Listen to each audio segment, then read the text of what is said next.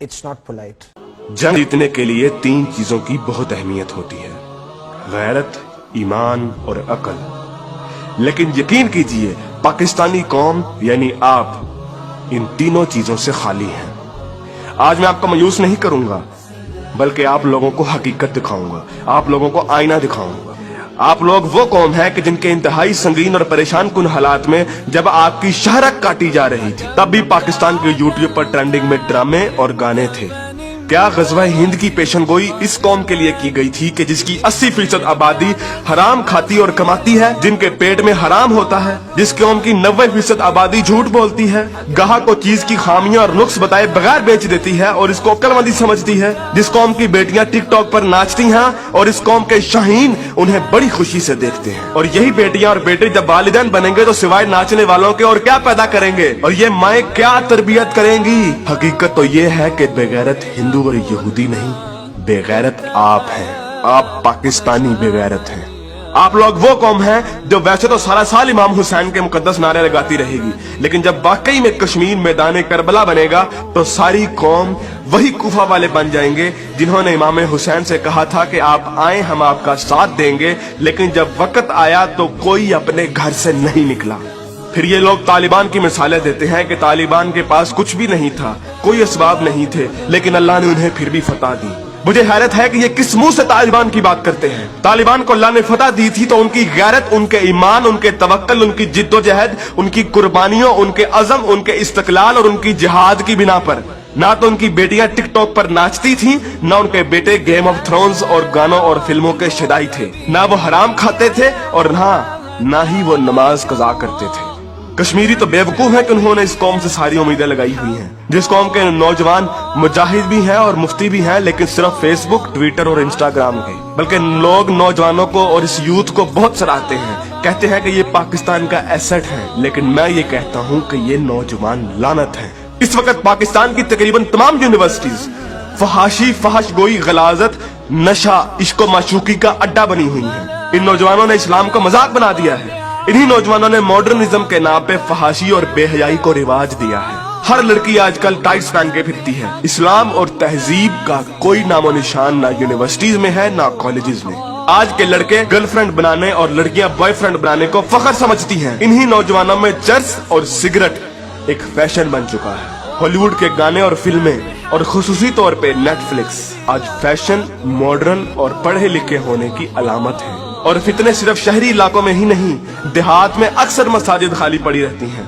बमुश्किल किसी मस्जिद में एक सफ से ज्यादा नमाजी होते हैं। और झूठ, शरीकेबाजी, बदला और फसाद जितना देहात में होता है उतना तो शहरों में भी नहीं होता। अक्सर कॉलेजेस और यूनिवर्सिटीज के असातिज़ा फहश किस्म की जुगते लगाते हैं और बच्चों को बजाय अखलाकियात की तालीम देने के खुद बद अखलाकी की मिसाल बने होते हैं। और ऐसा क्यों ना हो, जब टीचर 45 मिनट पढ़ाने के पैसे ले लेता है लेकिन 20 मिनट पढ़ाता है और बाकी टाइम या तो मोबाइल पे गुजारता है या जुगतबाजी में या मजाक करने में। तो जब असातिज़ा तक के पेट में हराम की कमाई होगी तो वो क्या अखलाक सिखाएंगे। और सबसे बढ़कर हम जिन्स परस्ती और लोंडेबाजी पे पने हुए मजाक इस कदर आम हो चुके हैं, इस कदर आम हो चुके हैं कि सोशल मीडिया पर चलने वाले बिलावल भुट्टो और शेख रशीद की मीम्स इस कदर आम हो गई हैं कि जैसे ये कोई मसला ही नहीं, जैसे ये कोई खिलाफे इस्लाम, खिलाफे तहजीब कोई बात ही नहीं। ये फितना मजाक मजाक में इस कदर आम हो गया है कि अब तो कोई स्कूल, कोई कॉलेज, कोई यूनिवर्सिटी से मुस्तस्ना नहीं। जिस कौम के बच्चे 12-12, 13-13 साल की उम्र में स्कूलों से ही फहाशी और पोर्नोग्राफी के मरीज बन जाते हैं, तो क्या वो हवस के पुजारी नहीं बनेंगे? ऐसी जगह ज़ैनब जैसे केस सामने नहीं आएंगे तो और क्या होगा? मुझे हैरत होती है कि हर बंदा मीडिया को तनकीद का निशाना बनाता है,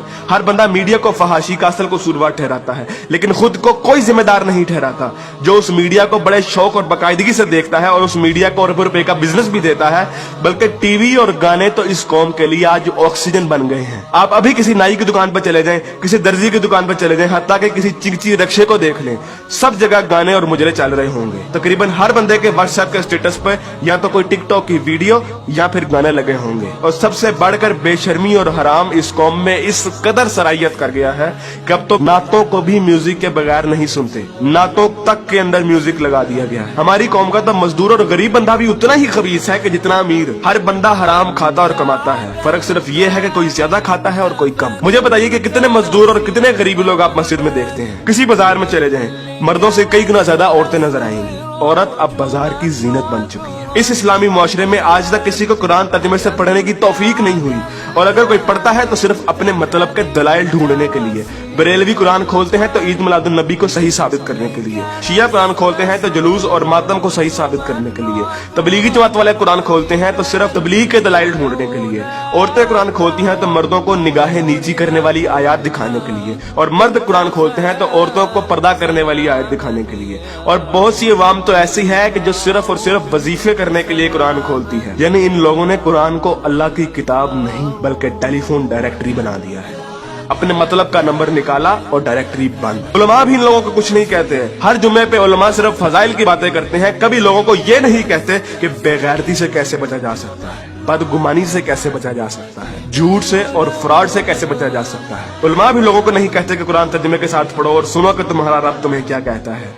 और यकीन कीजिए कि जब आप कुरान तर्जुमे के साथ पढ़ेंगे तो आपको अंदाजा होगा कि एक बार सुभान अल्लाह या 100 बार कलमा पढ़ने से जन्नत नहीं मिलनी। अमल करना पड़ता है, अमल। लेकिन हमारे मीठे मीठे उलमा और मुबल्लिग सिर्फ और सिर्फ मोहब्बतें बांटने पर जन्नतों का वीजा दे देते हैं। जिस मुल्क में दुनिया में सबसे ज्यादा ईद मिलादुन नबी मनाई जाती हो, मुहर्रम के जुलूस निकलते हो, तबलीगी जमात वाले तबलीग करते हो, वही मुल्क दुनिया में करप्शन और झूठ और हराम कमाने में सबसे आगे है। तुम लोग कुर्बानी के लिए जानवर भी लेते हो तो सिर्फ लोगों को दिखाने के लिए, अपना स्टेटस कायम करने के लिए। यकीन कीजिए असल गद्दार आप हैं। कायदे आजम अल्लामा इकबाल और 50 लाख शोहदा के लहू से गद्दारी की है आपने, पाकिस्तान से गद्दारी की है आपने, और सबसे बढ़कर अल्लाह और उसके रसूल से गद्दारी की है आपने। ग़ज़वा उहद में जब सहाबा ने हुजूर अकरम सल्लल्लाहु अलैहि वसल्लम की एक छोटी सी नाफरमानी की थी तो उस छोटी सी नाफरमानी की बिना पर अल्लाह ने मुसलमानों को बहुत बड़ी शिकस्त दी।